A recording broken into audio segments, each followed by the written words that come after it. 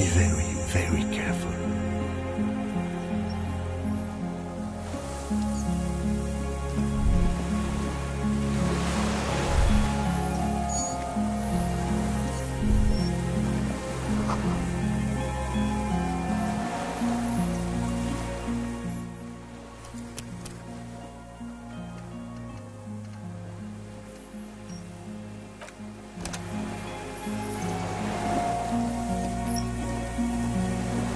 The creature stands on long stilt-like legs, antennae hanging from its head like a woman's hair, white and curled at the tips.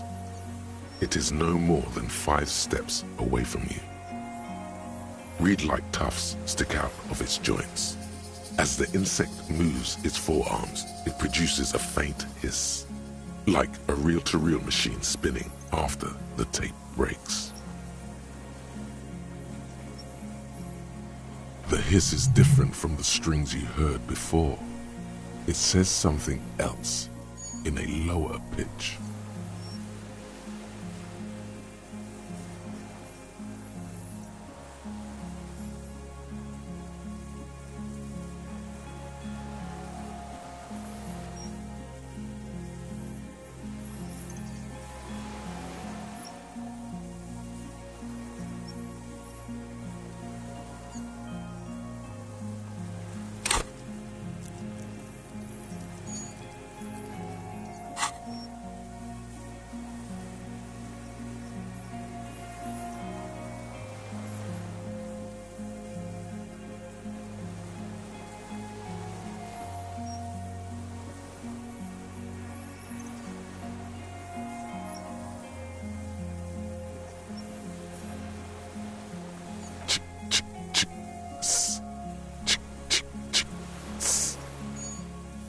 Be afraid.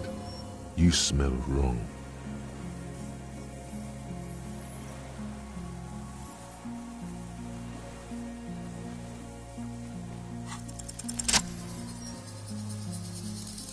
Slowly, with your breath held, you take 2 small steps toward the phasmid.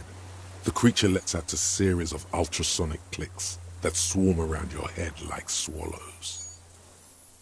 Like laughter, a sort of happiness. Hissing and clicking, it extends its mandible-like antennae to greet you. You're right below it now, looking up at the colossal chitin of its white limbs. The head of the creature is crowned by reeds, and its eyes are like small droplets of water.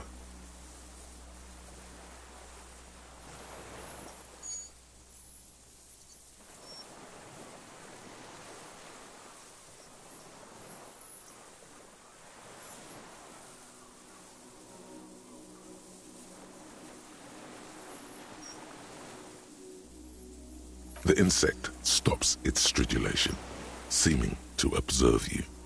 Below its crown of reeds, little pinprick eyes detect motion, glittering. The world stands still around you. Suddenly, there is silence. No, stop. Be afraid.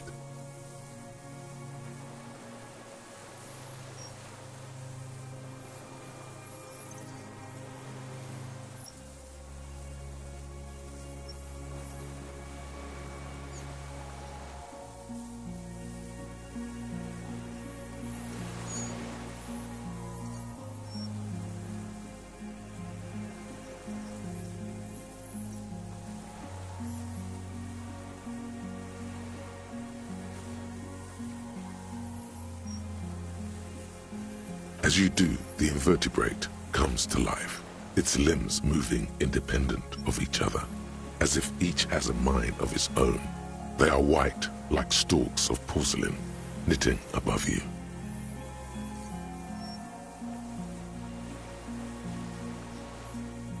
Praying to you.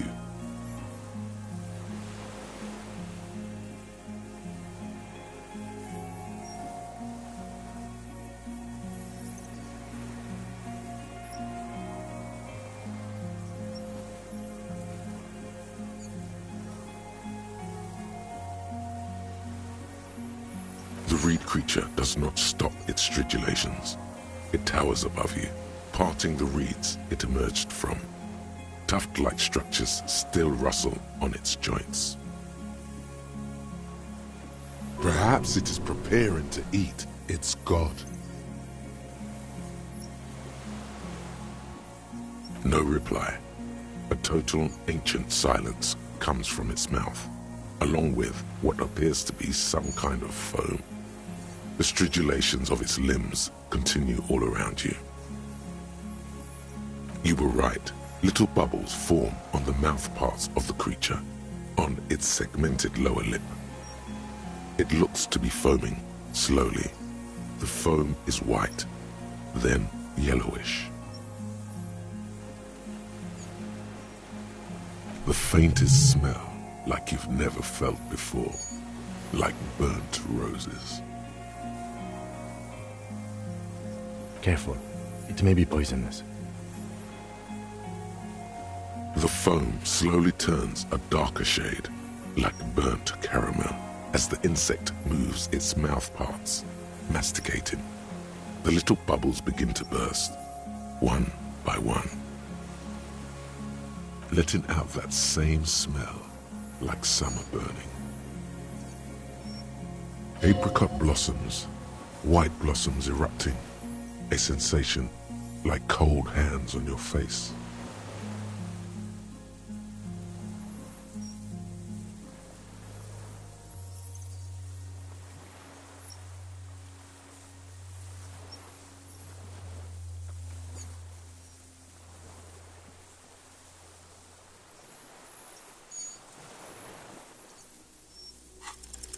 I exist.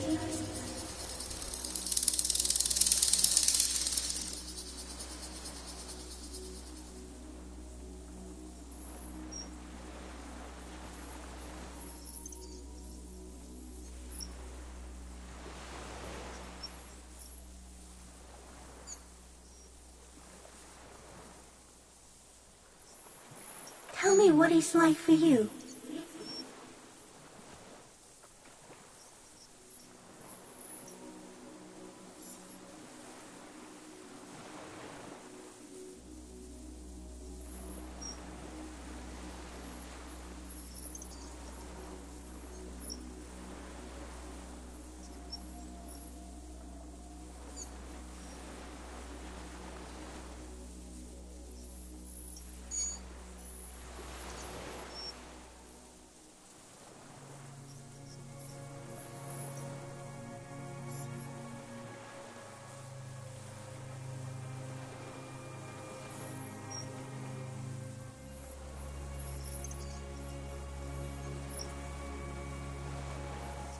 What is your illness?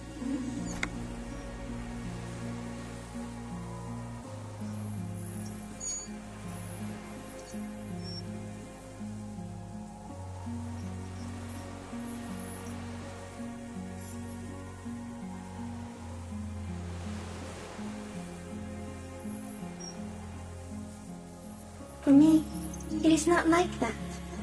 I have states, not the emotions. For example, I experience excitement at unexpected sugar rewards, but that is not important.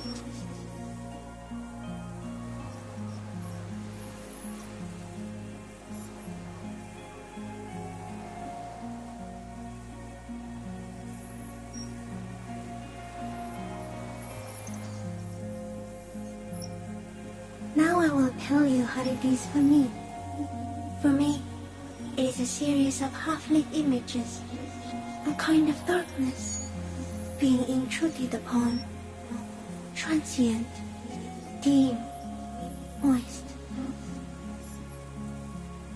Shapes of plants and animals, and internal sensations. A swarm of sounds, tiny vibrations on the inside of my forearms. All speak of complexities totally beyond my understanding. I am at the end of a narrow funnel, weightless, so light, it only feels like something to be me. In truth, perhaps I'm nothing, I certainly do not have a soul, and if I did, it would never ache.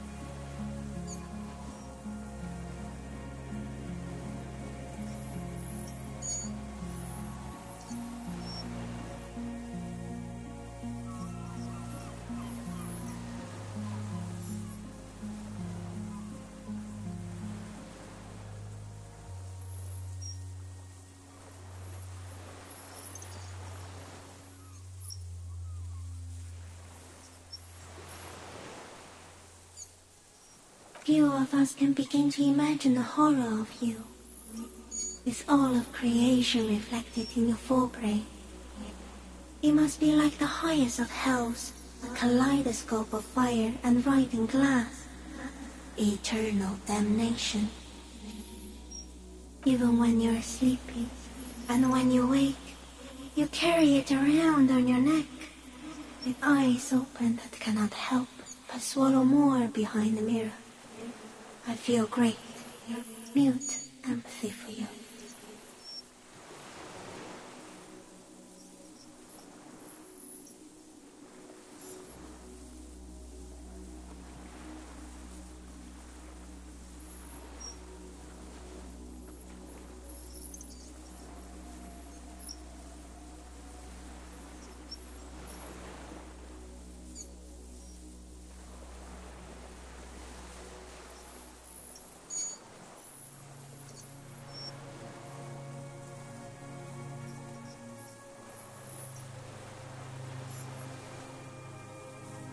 That must be incredibly hard. The Arthropods are in silent and meaningless awe of you. Know that we're watching. When you're tired, when the vision spins out of control, the insects will be looking on, rooting for you.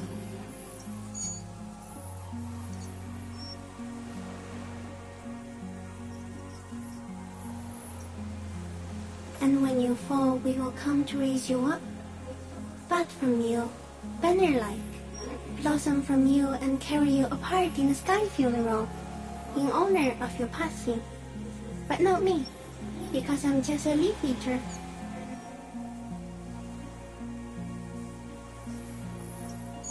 Detective. Arriving. On the scene.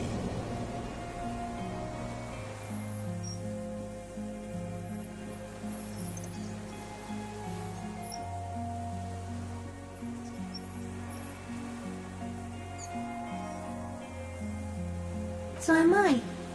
I was born to detect sucrose rewards and semiochemicals. What were you born to detect?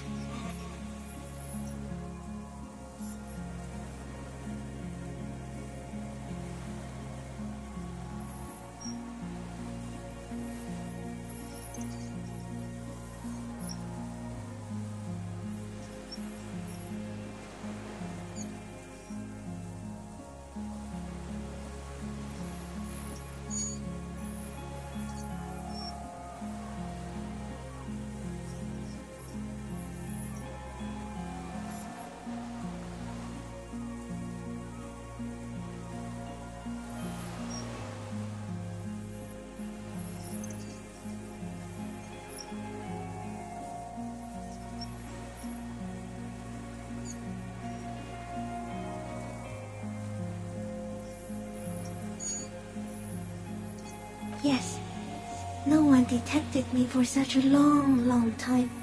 For thousands of years, I dithered, out of sight, trapped myself in greenery.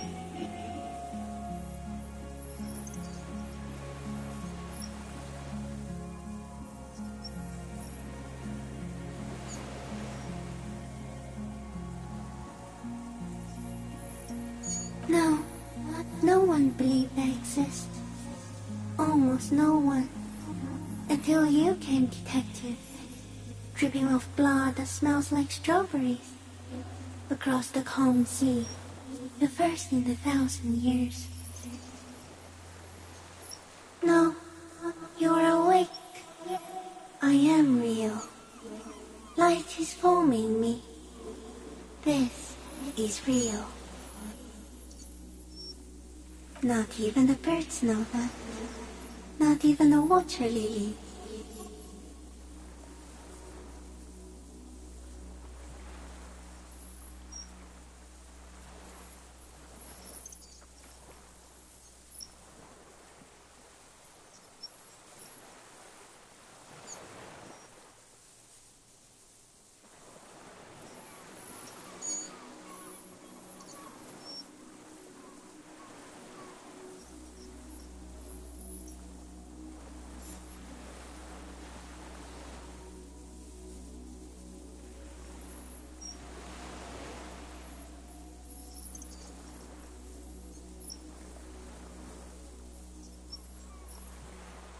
I think we should eat it. If it's a leaf, you can put it in your mouth. Or read. Yum yum. Wait, so... Yes, they don't mind. Yes, I once cloned myself and ate the little ones. It was winter, and I woke up at the wrong time. It was an accident. I am an unknown species of the order Phantasmadia, endemic to the insulated Isla. For the last 350 years, I have hidden in plain sight, masquerading as the reeds, molting, cloning myself, unfolding at night to play with trashkins and boys.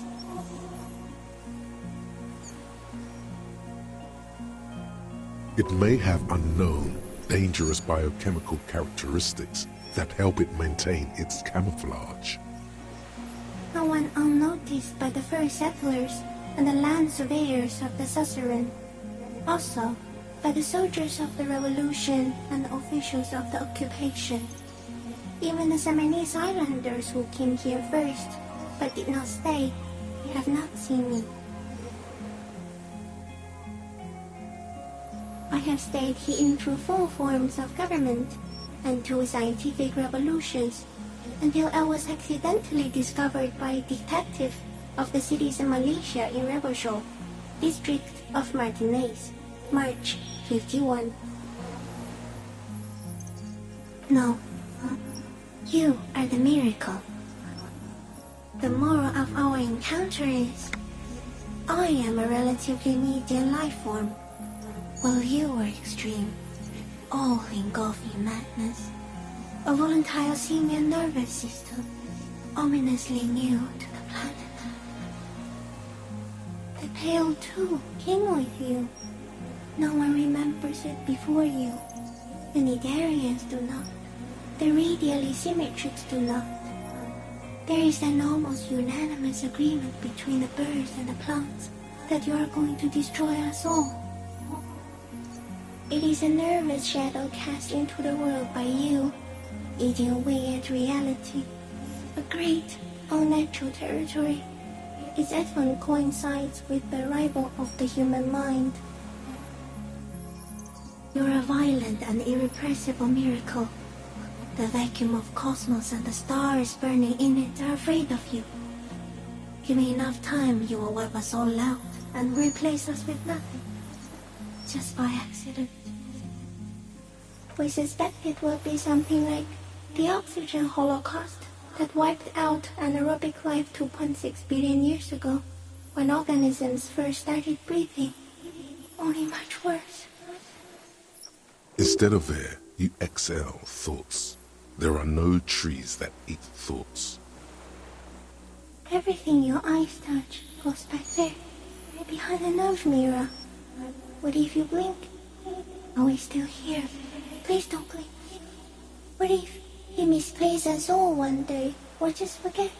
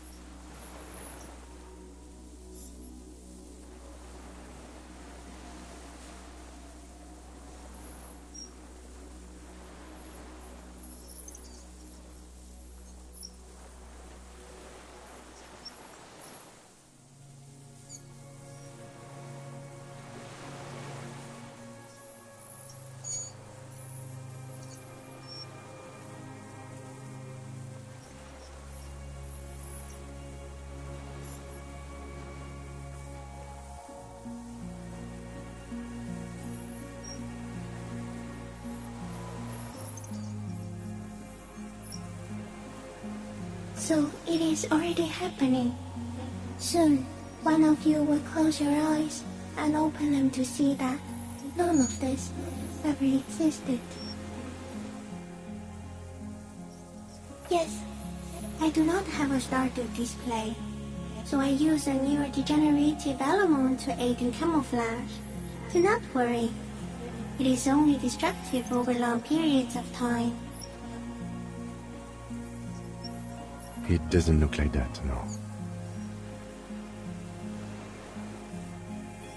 You're just staring at it.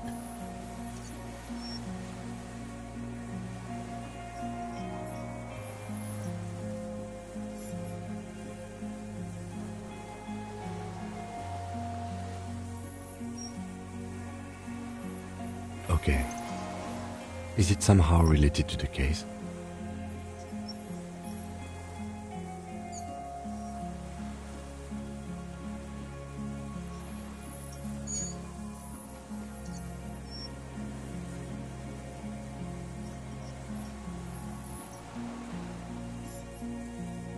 I think we should take the picture, and then you should back away from the unstudied species.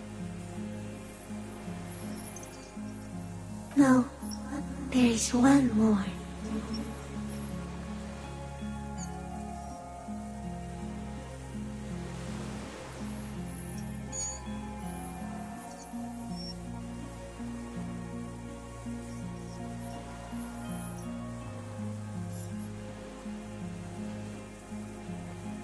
Thank you. I also have one more thing to say to you before you go. That woman, turn from the ruin. Turn and go forward. For all mankind.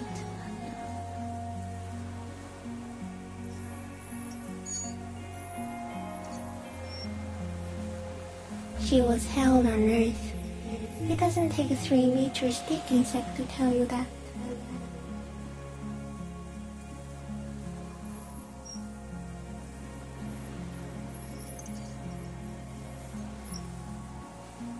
Okay.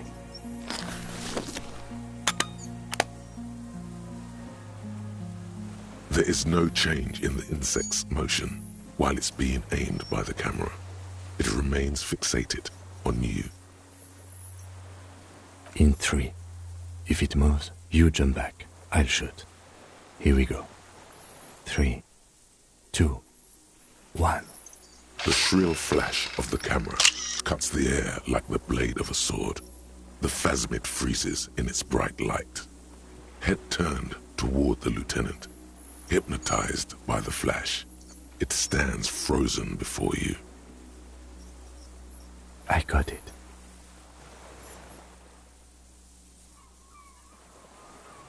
For all time.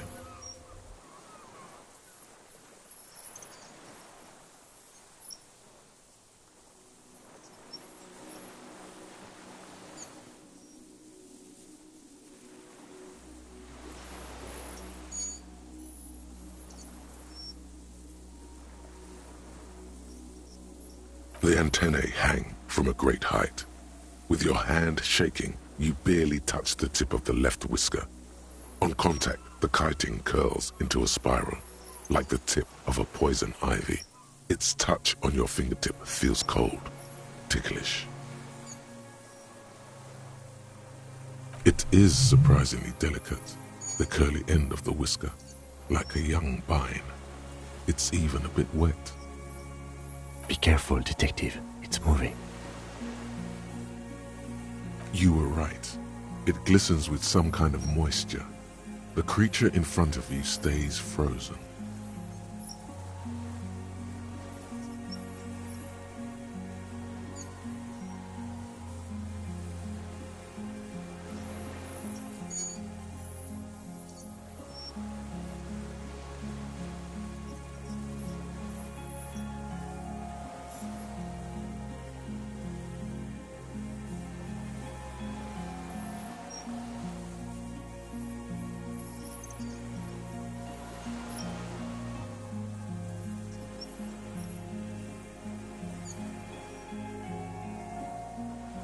It tastes like sugar, very faint.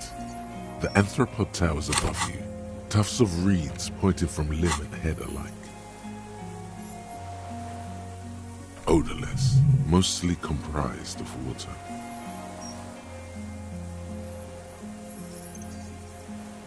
The limb before you is incredibly light, like eggshell. It's much lighter than a reed. You feel a soft push could tip the creature over. Its hollow exoskeleton collapsing. Warning!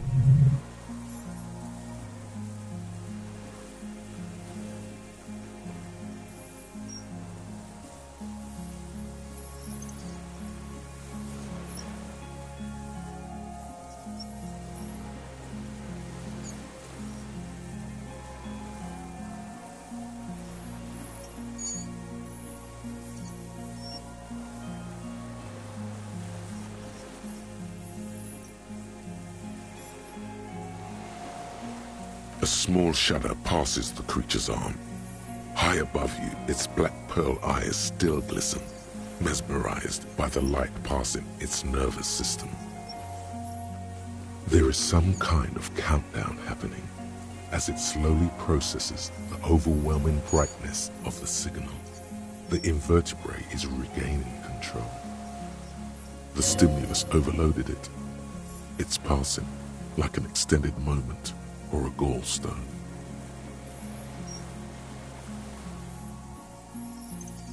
Another shudder pulses through the creature's limbs.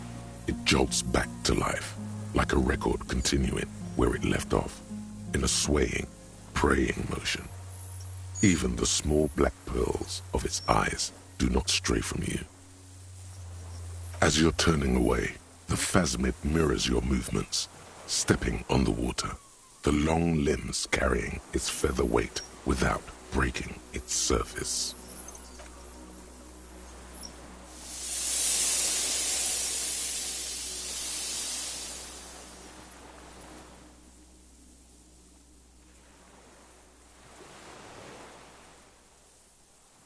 And just like that, it's gone, skating away across the sea's calm mirror like a skipping stone, leaving nothing but circles on the water. And something under it, in the place it stood, bobbing there, among the reeds, a collection of items.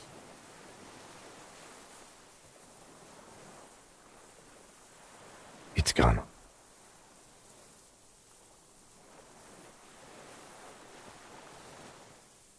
Apparently, yes, like a water strider. Only, I've never seen anything like that in my life. Looks like a nest of some sort. We should have a look. What now? In some kind of strange, semi-catatonic state. Our suspect is not looking so good. We need to check on him.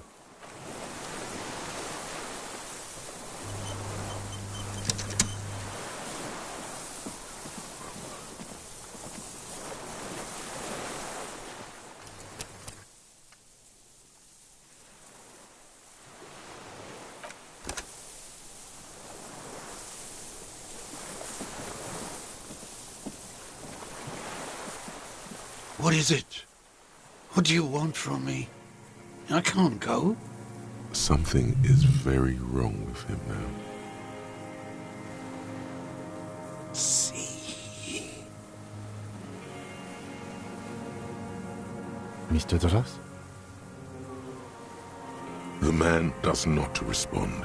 He keeps staring, black eyes glazed over and bulging from their sockets, his gap-toothed mouth shaking with fear and longing.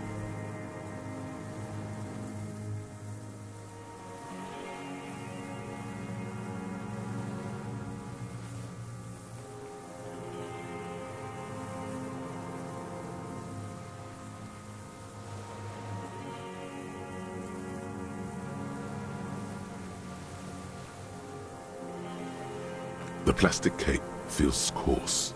A light shiver passes the man. Other than that, no reaction. He feels small and frail. He's going into some kind of psychomotor immobility. The good news is, This solves our transportation problem, doesn't it, Mr. Dross?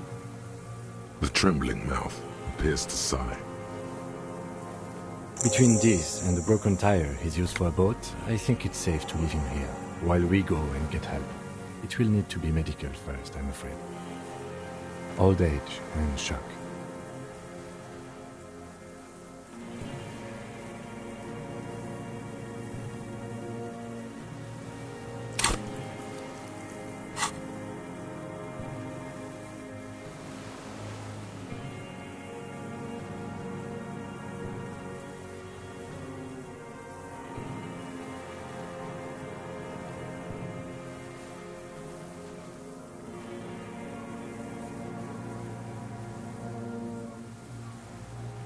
The appearance of the Phasmid, in conjunction with the stress of the arrest. He spent his entire life here. For him to leave would be...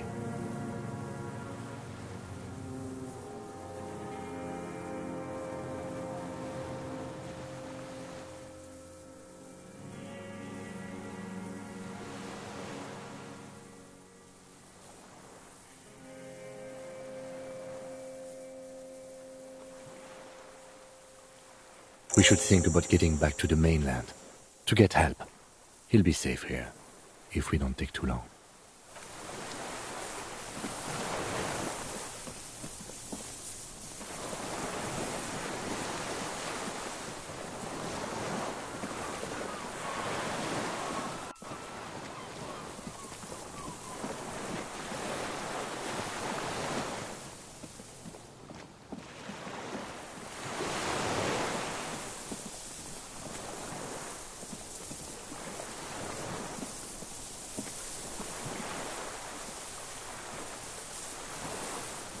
Yes?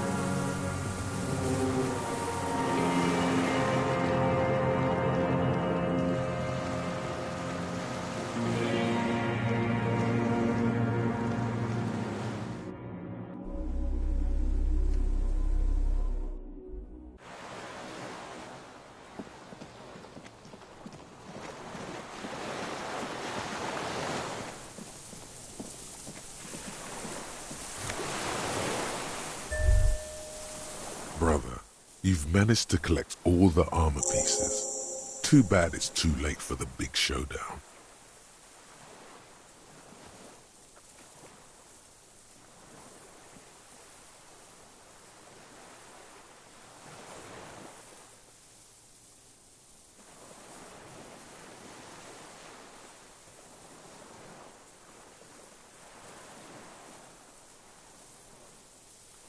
It would have looked very impressive. Still, you found it all. Now your mortal coil is completely protected. Few cops are this futuristic.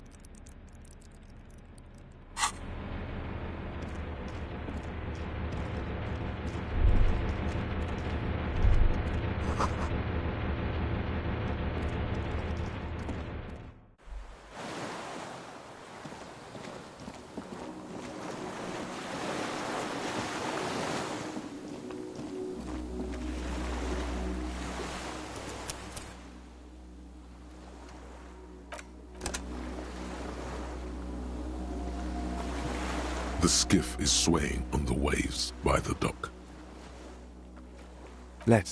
We are done here. The skiff rocks gently under your weight as you get in. The ride back is uneventful and quiet.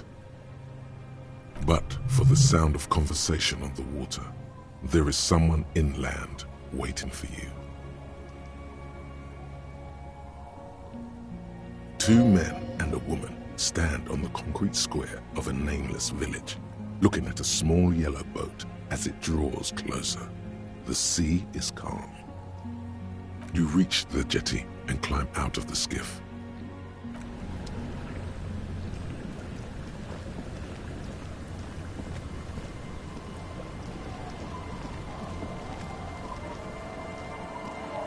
Look what the tide brought him.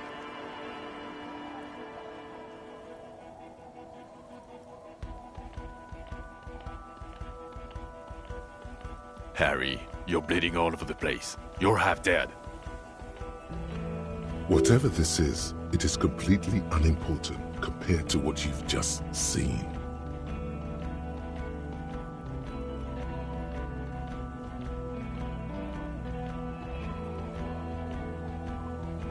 This is the man with sunglasses from the Whirling in Rags.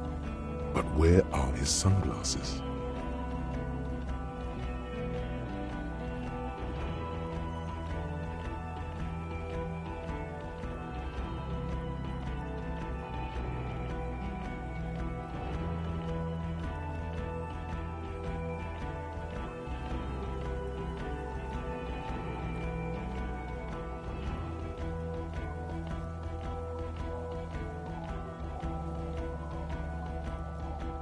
That's right. And you're bleeding. Bothered by it. Harry, you look like you need a fucking organ transplant. Oh, fuck it. Let's not get into that. We're not forgetting about anything. Look at you. Hello, I'm Trent Heilerstein. I believe we've met on several occasions.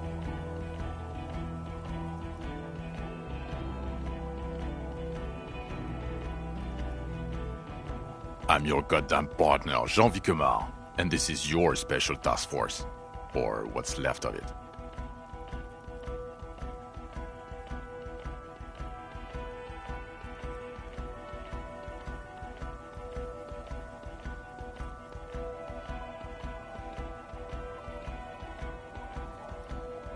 Special Consultant Trond Heidelstam, Patrol Officer Judith Minot.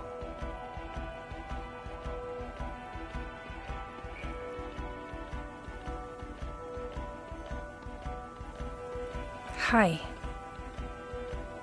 We've come to scrape what's left of you off the pavement. Lieutenant Kim Kisoragi, Prison 57.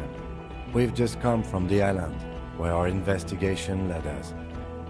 The scene is making even him feel as though he has to justify your actions.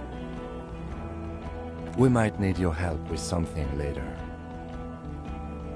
As if he recalled that he's in fact a decorated police lieutenant and not a naughty boy. But this is clearly a departmental matter, so I'm going to leave you to discuss it among yourselves.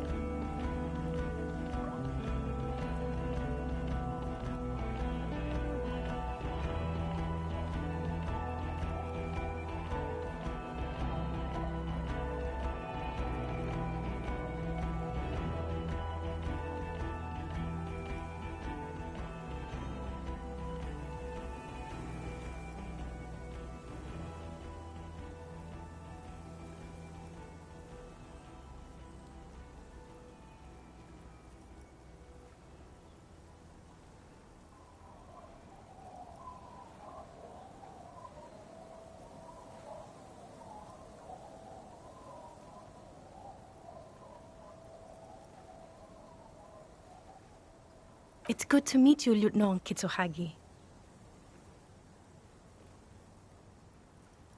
Letting the lieutenant know he shouldn't feel embarrassed over the shitstorm that's about to befall you. Ari, we want to help you. Trant, I believe this is where you come in? I don't quite know what I'm doing here. I was asked to participate as an expert. I think I need to manage your expectations a little. I'm at best an enthusiast in cognitive science. My background is in something else entirely. I engage in neurology on a merely theoretical level. In fact, I should probably get going. No, Trant, it's too late. You're part of this shit now. What have you got to say for yourself, shit kid? What does he have to say for himself? He left you to catch the bullets. Shit, kid. What an interesting moniker.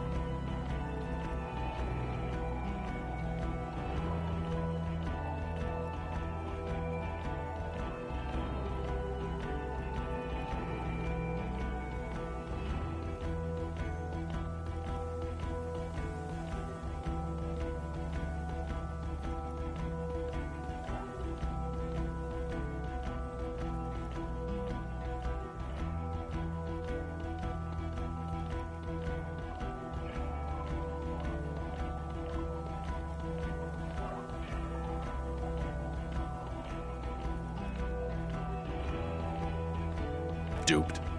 Hey, here's a brilliant idea. Don't be a morbid drunk and you won't be duped so easily.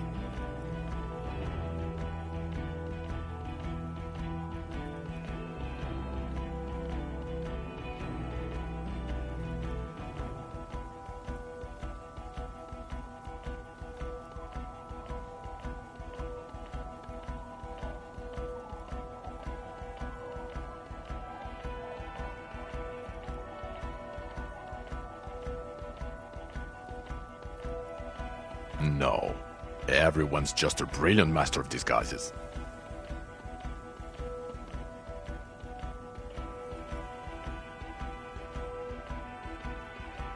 You. Shit kid, that's you. Maybe you've deserved it.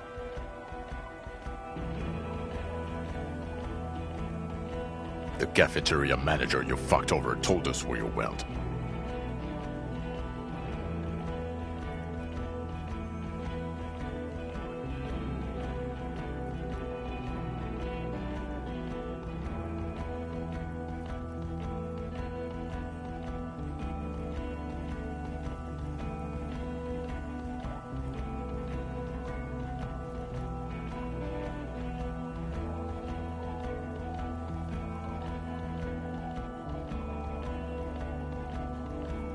Speaking of which, the giant aerografito in front of the building. The one that's burning. Did you do that?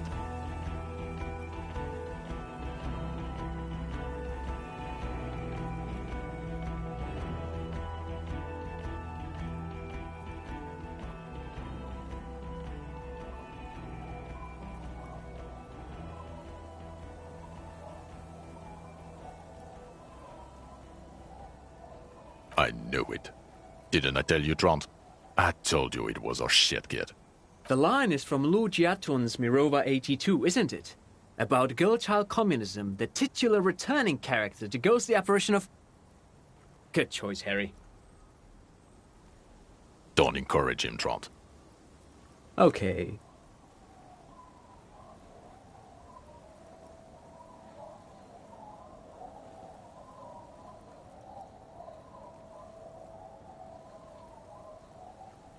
Guilty as charged.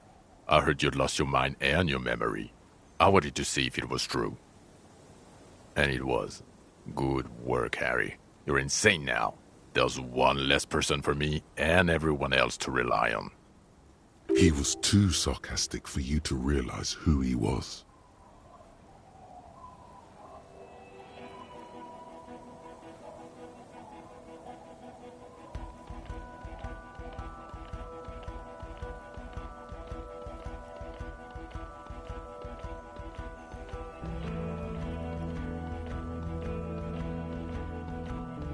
I'm clinically depressed, Harry. Sorry if I wasn't in the mood to batter you up after you told us to fuck off.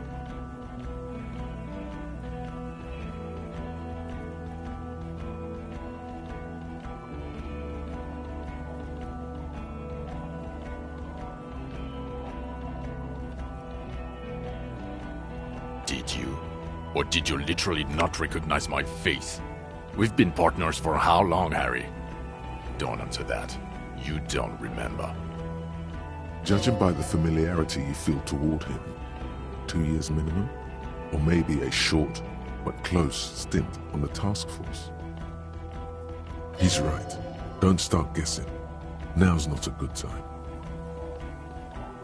Lieutenant, my name is not Horse-Faced Woman. It's Judith Minot. I was assigned to your unit 2 months ago. I thought we were friends.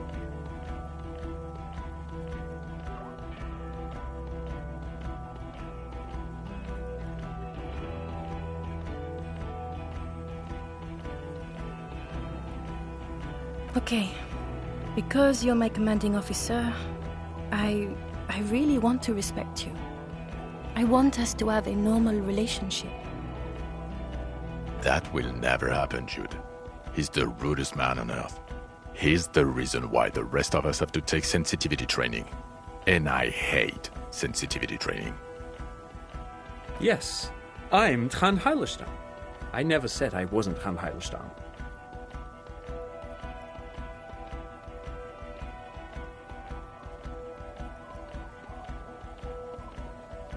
Mikhail?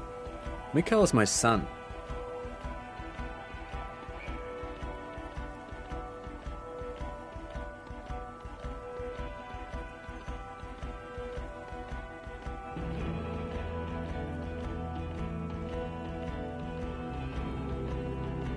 No problem.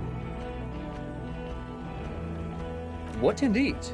I was asked to share my take on some of the more obscure theories developed in Königstein in the 30s, like partial psychotraumatic amnesia, group personality theory. He's here to see if you're insane. He is smart. Let's move on. Yeah, Major Crimes Unit, under Lieutenant Dubois and Vicomar. Ring any bells? Refresh your memory? It's a goddamn Major Crimes Unit. There's you, me, Jude, Tron fucking Heidelstown, and Guillaume Baby. I'm technically just a civilian advisor. Oh, fuck you. You're part of this shit show. Oh, that's an interesting story, actually. Guillaume Bevy is a police reporter who joined our team. He was really good. Then he left because he lost faith in your ability to lead the unit. Other people have left too. Good, smart people. People we won't get back. Only me and this really patient patrol officer are still here. And Tron because I'm forcing him to stay. It's a Major Crimes Unit. We clear the desk of cases so Precinct 41 doesn't look like the worst station in town. We are shit tier now, Harry. Because of you. They're your posse, or what remains of it. Hand-picked, hand-lost. The 41st isn't... God damn it, Harry. You told us to fuck off. You said we're cramping your style. Your detective god. Fuck everything. All will burn. Detect or die.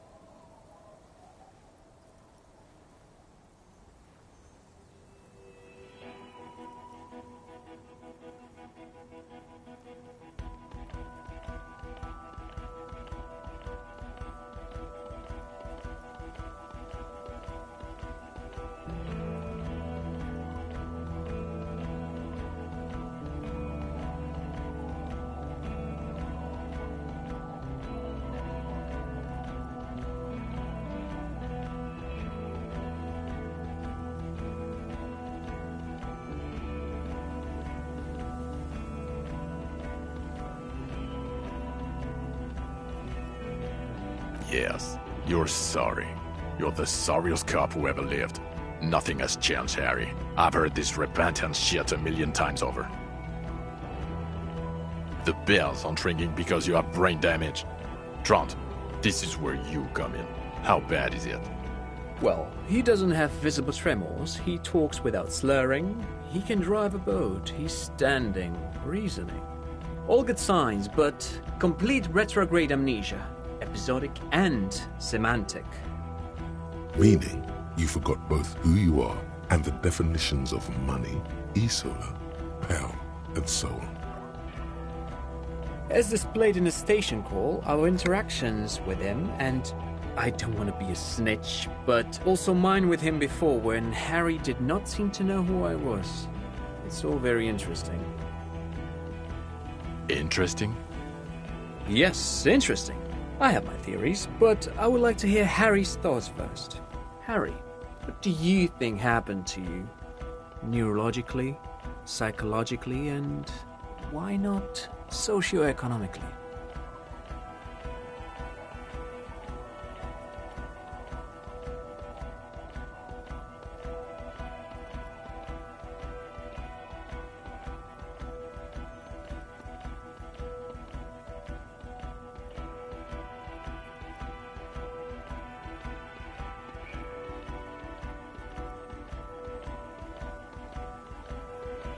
Not when you phrase it like that. But I don't think critical theory... I know everyone thinks this is far-fetched pink academia, but still, I don't think it should be off the table here. What? He lost his memory because of capitalism? No, not like that. I'm not talking for Hedefort's school here. But Harry, I asked you, what do you think happened?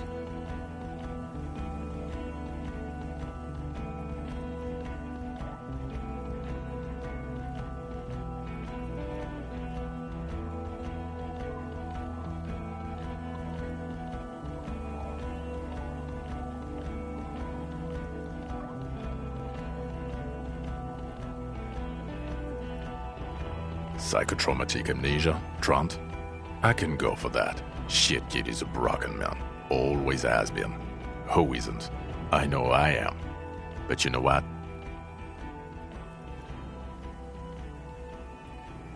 I keep my shit together. Also, I know a person can't wipe their own mind, however traumatic it gets. That doesn't happen. You're lying, or insane, or both. But Detective Vigmer, he has blanked out before. Yes, a couple of times. After some of the more serious benders. One was after the two drunks case, the other when we looked into that mural. So you don't remember not remembering. Beautiful. Interesting. So at first he dipped his toes into it, prepared. That's where he would have gotten the idea, yes. Practice. And then he used alcohol to get there, so to speak. What do you mean? Well, here's my theory. What if this is an absolutely normal reaction to the world we're living in? What if this is not a significant anomaly at all? Something to be explained, approached as a defect? Look at the sensory input here. Look at the ruins, the neon. Listen to the radio, the multitudes, the people. Live here for 40 years. As a police detective, he's like a magnetic reader on the world tape, to borrow a known metaphor. Harry's been pushed flat against it. Total input. Hardwired to the free market. He just needed for it to end. Okay, Trent, thank you. That's absolutely meaningless. I'm glad we brought you. Will he or will he not be able to work in the major crimes unit? Is he a cretin now? I want to know that. He's not a cretin, and he is able to do work. If not in his previous leadership role, then as a line detective.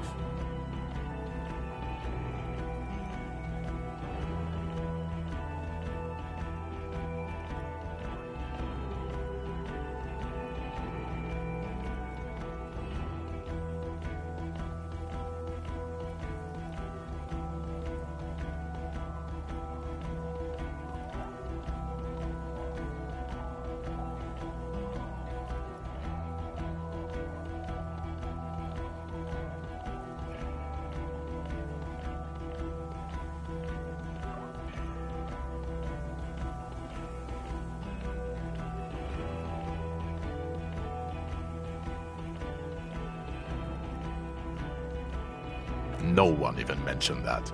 I misphrased my question. It should have been, is he able to put his clothes on and use the body? Or do we need to get him on a disability pension? Now nothing. Now we're just going to stand here.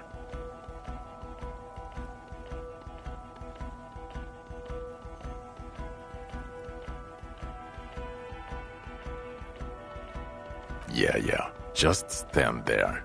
It's cool. No, now we discuss that. What the fuck did you do to a motor carriage? Why is it there, Harry?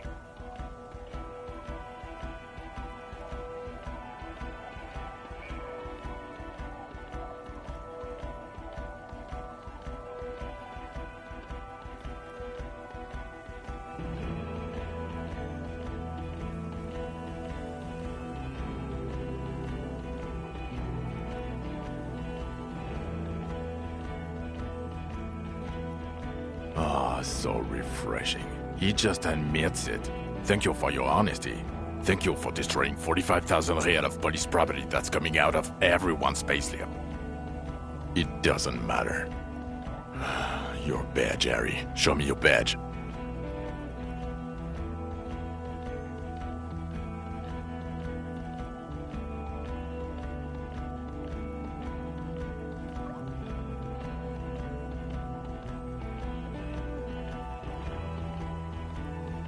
In a rush to demonstrate your badge, your eager fingers can't sustain a grip on the smooth plastic, and the badge slips out of your hand.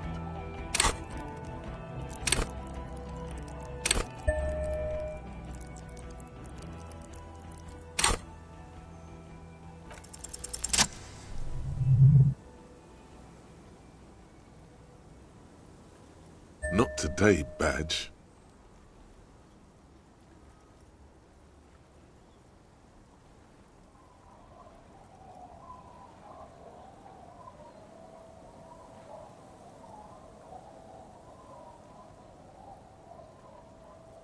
And your gun?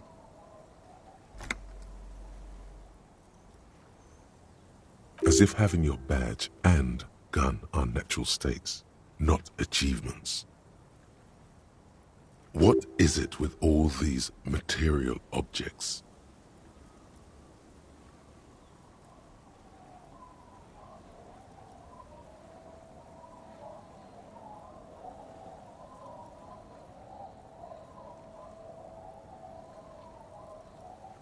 You lost your fucking gun? I knew it. I knew he lost it. Didn't I tell you? I told you he lost his gun too.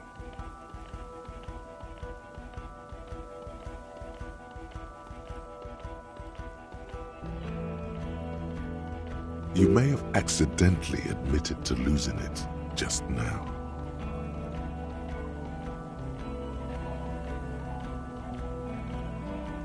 This isn't cause for celebration. It's bad. I would say it's very bad, yes. You lost your service weapon while drunk, and then you couldn't find it because you were still drunk? You're drunk right now, aren't you?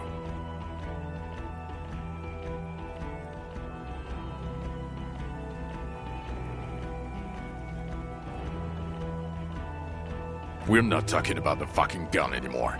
We're talking about the vaporized cloud of ethanol coming from your mouth.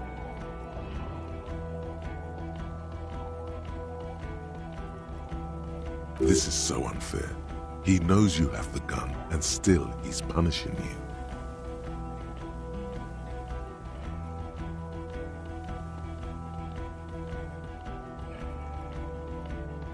I don't buy it. Why do you smell like a corpse then, huh?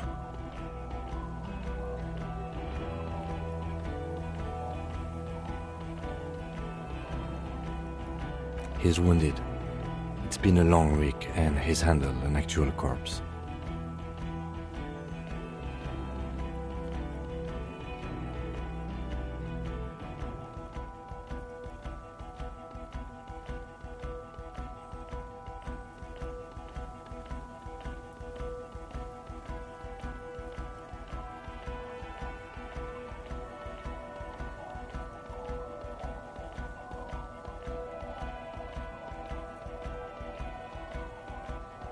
I don't believe you.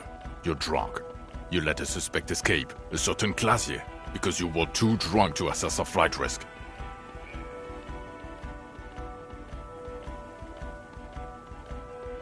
We've read the report, Sari. Lieutenant Kitsuragis. We know.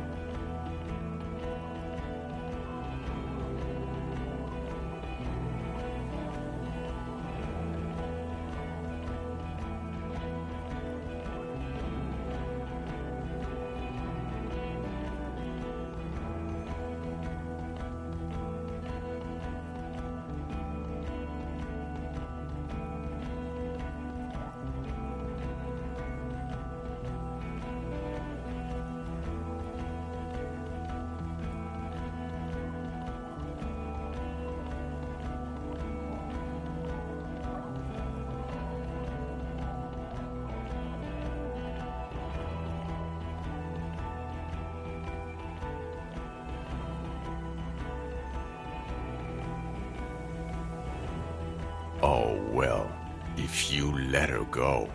I'm not even gonna get into the other suspect who escaped. Another act of mercy.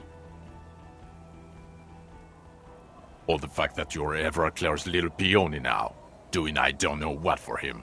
That's small-time stuff. That's nothing. That's a humorous anecdote. Compared to the 7 people who were gunned down, the streets are literally red with blood, Harry. It was fucking mass murder. He did everything he could. We did everything we could. The company hired unvetted mercenaries. Lieutenant Dubois got between them and the locals. Here comes the cavalry. He did so at considerable risk to his own life. He was shot and survived only because of his armor.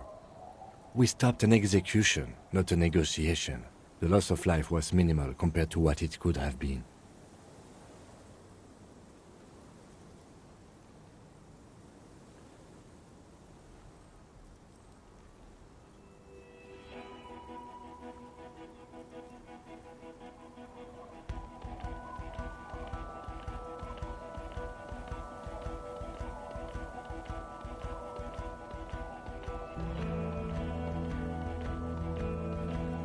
Don't make this harder for yourself. Thank you for the input, Lieutenant Kitsuragi. I didn't mean to suggest you didn't handle the situation.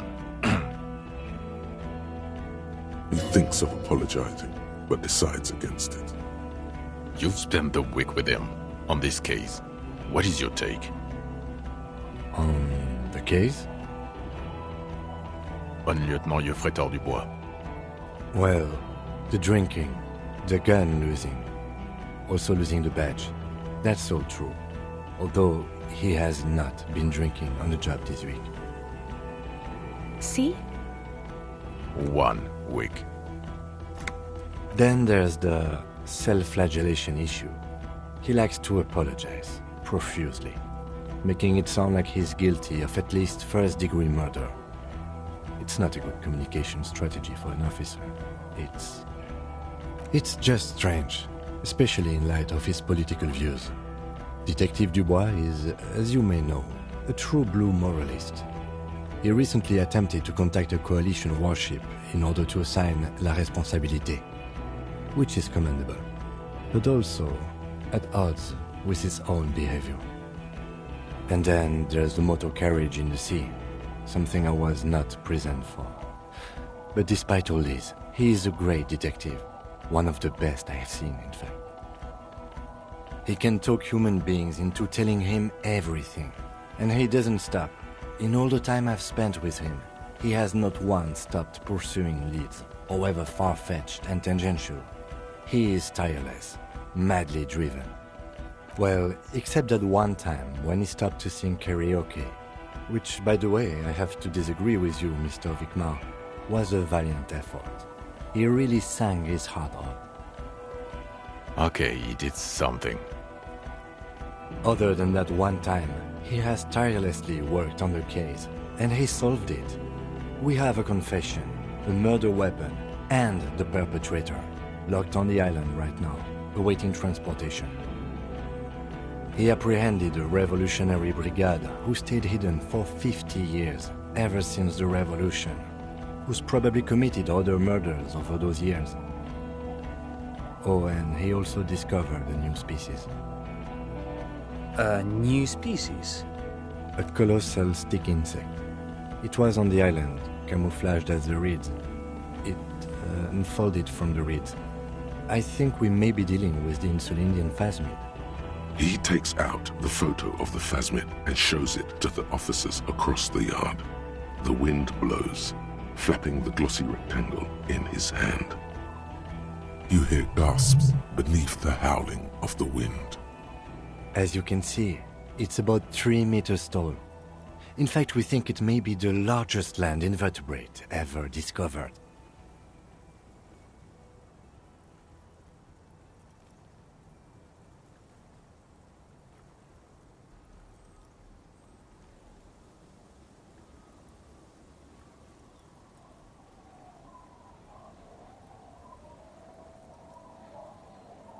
Fucking hell. Is this somehow connected to the case?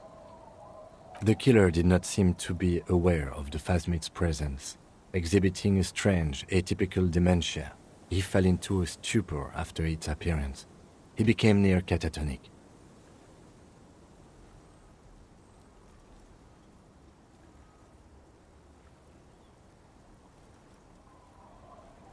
So it is connected. I must say, this is absolutely extraordinary. I don't even have words for it.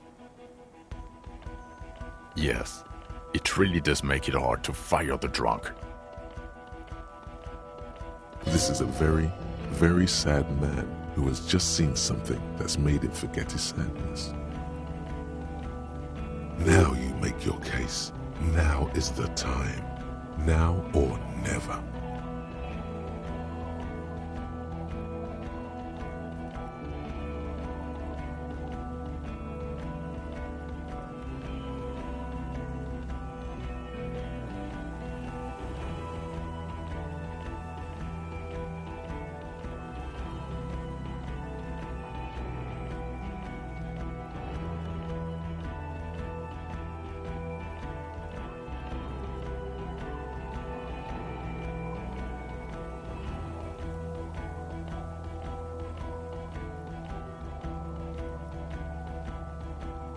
Who's Kuno? You don't want to know. You're right, Lieutenant. I don't. You snorted the drugs, I know you did. It's alright. I mean, at this point, anything is but the drink.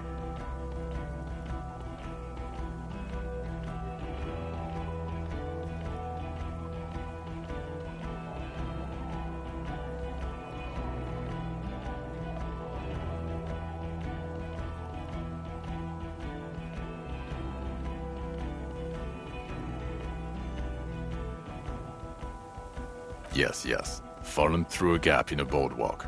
Drunk. The body was transported to Precinct 41, our morgue. I had Tilbrook and Mullins take care of funeral arrangements and family stuff. You're not the only cop in the world, Harry. This all comes back to us. Still, good work with the missing person, Detective. It's still a point for you. No denying it.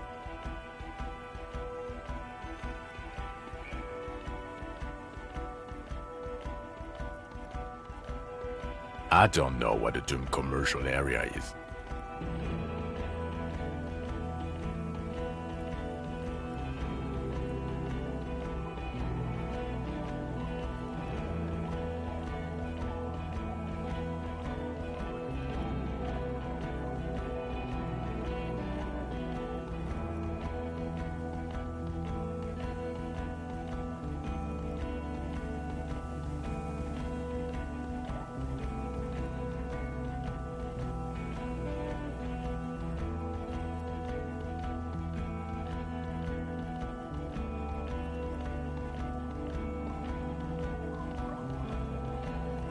I'm 100% sure it didn't turn out to be that. You know, get the amateur anthroponetic 2mm hole shit. This isn't Paradox B. We're a police force. Paradox B is a fringe science magazine published in Grad.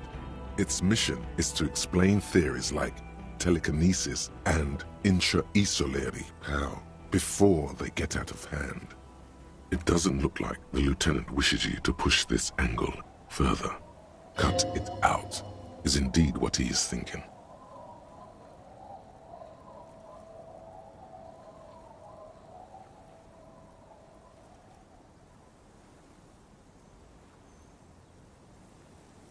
Lilianovich.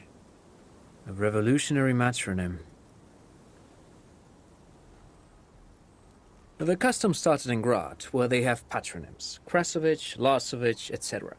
The revolutionaries saw this as a chauvinist atavism, so they used matronyms, derived from the mother's name instead. This man's mother was Lilian. His Lilian's son, Lilianovich. The custom was overturned after the revolution failed, but not before it made it to Revachol. So, it is what a soldier of the ICM would be called. Thank you, Trond. Thank you for that piece of cultural theory. You said you have a motive? Of course, excuse me, I just thought it was noteworthy.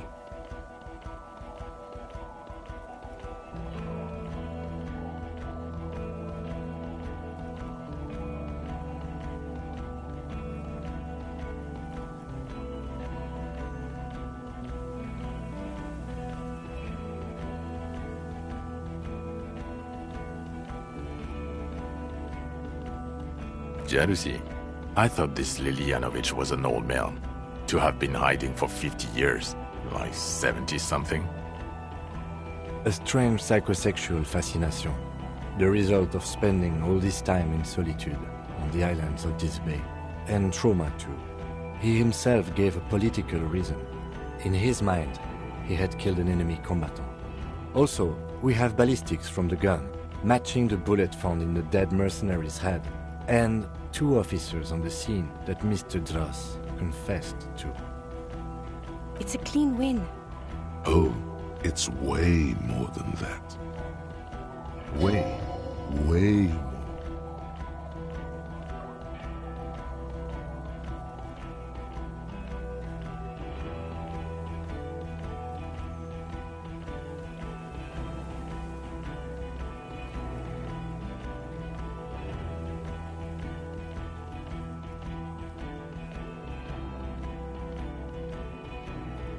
Perfect folding mechanism. Get over yourself, Harry. I can still smell the booze on the wind. God damn it. Doesn't it ever leave? It is there. Like in your bones or something. It will pass in time.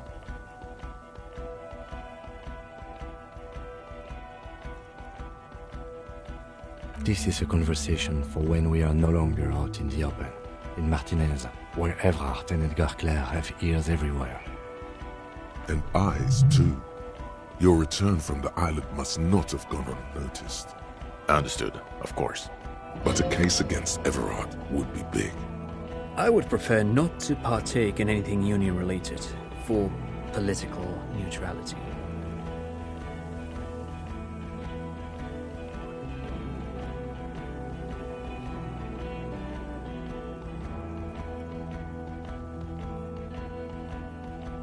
I don't want to, but you discovered a new species and solved the murder.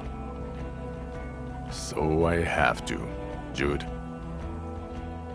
Anything that ends the trial is okay with me. You haven't been drinking, she thinks, so maybe this time. Agreed. The public relations potential of this is too valuable to let go. Okay. We have vehicles in the square, and the perpetrator needs to be taken into custody. Let's go. Now you will finally get to know who you are.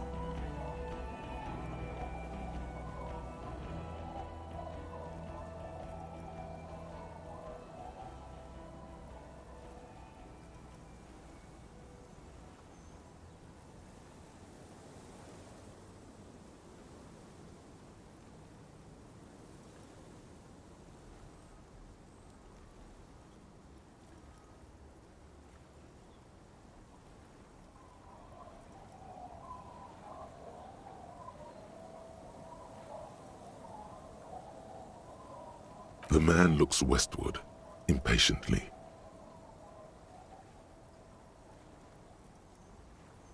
Jingling his car keys in his pocket.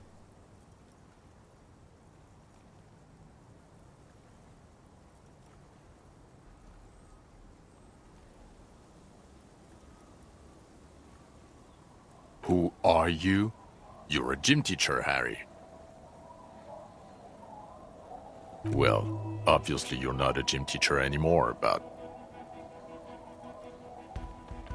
Before you were a cop, you were a gym teacher in Coron. It's getting really cold outside. Should we maybe... Harry, it explains everything. The running around, the jumping, the bicep girth, your inexplicable facial hair. The fact that you don't seem to know what homosexuality is, and how you're able to perform a 360-degree spin kick too. Also, this guy. Just everything about this guy. God, even this javelin-throwing freak here.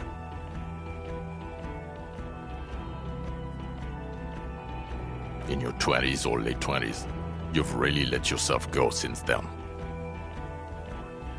Yes, you taught gym in Cool. I believe that's the term. Taught gym at a high school. You were a high school gym teacher. The smell of sweat and glue. The worn floorboards. Coudon is just east of Jamrock. It was a short walk every morning to the baseball field or the sports building. High school. Harry, your goings-on with Kuno, Andre, Assel, the whole thing on the ice. That's why you are so juvie. His smirk suggests barely contained laughter. The regular. You found some chick. She inspired you to fight the big fight. Be more than you are. All that. You, every morning, walking from Voyager Road to teach gym. She, leaving for the academy with her spring coat on. The air filled with the smell of smoke and raspberries and incredible hope. An ocean full of hope. I knew it. I knew no normal human being can run like that. He's an honest-to-God gym teacher.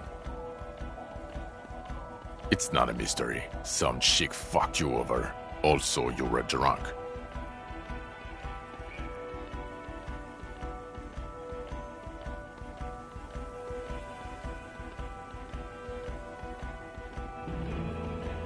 Dora something. Dora Engeland. Yeah, you mentioned her name. Not Dora Dubois. Something like that. Half Vazan. Vasa is where beautifully and impossibly blonde people come from. No one is married anymore. This is Revachol. God, I don't know. 6 years ago, she was way before my time. 6 years and you haven't gotten over it. What the hell is wrong with you?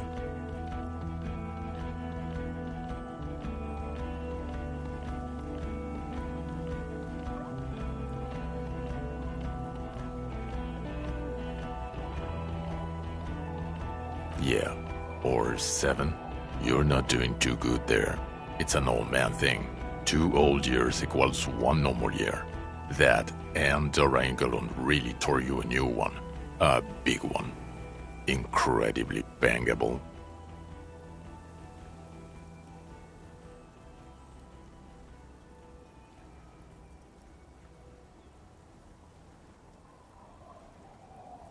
She was incredibly fuckable.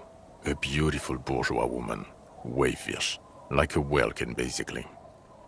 Snow Welkin. Blonde Welkin. Heartbreak Welkin. I've only seen a picture, but it's obvious you formed a real spiritual connection with how pretty she was. One you never recuperated from.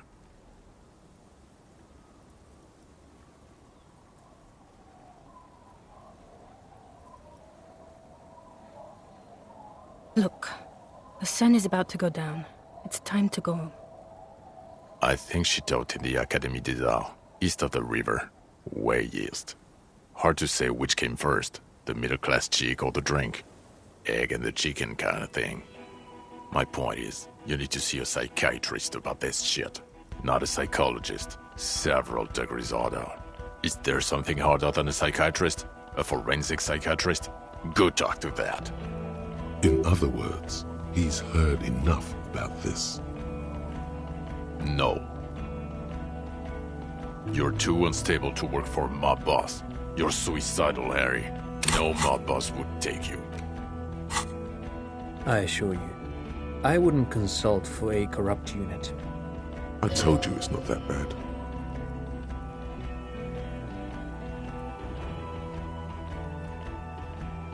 Us? We're the bloody murder station, haven't you heard? We're the bad guys. No one likes us. That's not true. Jamrock is too big for one precinct. You're just understaffed, and everyone respects the 41st. You have Captain Price.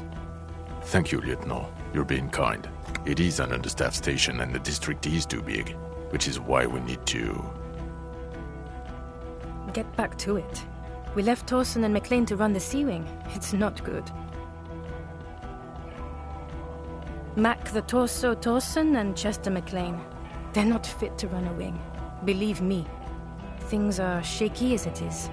They are damn iconic though, Torsen and McLean. Yeah, not like us. Two clinically depressed old men. Where's the contrast here? We are garbage. God. There are 4 wings, Harry. A, B, C, and D. We're in C. It's made of losers and clock punchers. You and I reconceptualized it as a task force. It was a mistake. There's also a lot of outside help involved, not only me. Other losers too. He's anything but a loser, although he would like to be seen as one. It's cooler that way.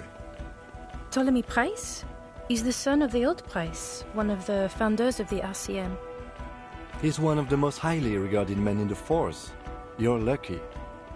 Somewhere under the curved roof of a former silk factory, shaped like a ladybird with 2 chimneys, Police Captain Ptolemy Price sits behind a heavy wooden desk. Resident medic Nix Gottlieb pours him coffee. It's silent in the captain's office. They speak of change, the city, the tension on the streets. They speak of the events of April and the blood on the streets in May. So he remembers that. Yes, there may have been a raid on some churches. It wasn't good press. Shooting up churches never is. I was out of town, to be clear. Our enemies were hiding in a church, to the best of our information. That's it. I'm not talking about this anymore. Your security clearance is shit tier right now. You have to wait for it to go up. He means it. The RCM and its enemies will not be discussed on this coast. Your clearance will not go up while you're within earshot of the Union headquarters. Okay, it's not the bloody murder station. It's an old converted silk mill with green desk lamps and a coffee corner. A lot of good people work there, hard, every day. Jamrock is the largest ghetto in Rivershoal. Faubourg, technically, but it's divided into 11 districts. Jamrock only has us. The press will blow over. Jamrock is lucky to have you, and it's often considered to be the greatest of the districts. You're lucky to have it. Thank you again, Lieutenant. Who is Lena? She lives at 1113 Tabernacle Road in Jamrock, remember? Tabernacle? It's on the way over. Near where you live on Perdition. Fine, if we're gonna drop you off anyway. She and her husband were conducting the search for the Phasmid. It's their discovery, in part. They should know as soon as possible. It would do you good to deliver some positive news for a change. She is going to be over the moon. Well, first I will go back to my station and write the most detailed report anyone has ever seen. It will have to be good to cover all these. Then I will have a serious talk with my captain. Detective, we just stopped a small-scale war. Something is happening to Revachol. I don't know what yet, but it's going to be a hard spring for the RCM. We need to get ready, infiltrate, investigate.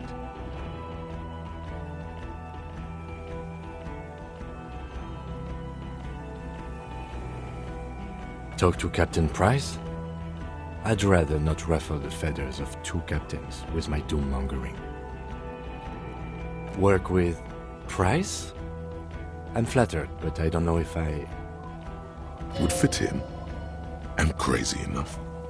Can take the stress. He doesn't know how to finish the sentence. This truly came as a surprise to him. Not a bad one, but he's at a loss. Flattered? You're Lieutenant Kitsuragi. We would be flattered if you even considered. I would have to tie things up in GRIH first. But, I mean, whatever is coming, Jamrock will be more central to it than the harbor.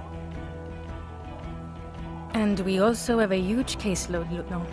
Piles that we need to get back to. Mountains, even. I do like the sound of that. He's really considering it. Good.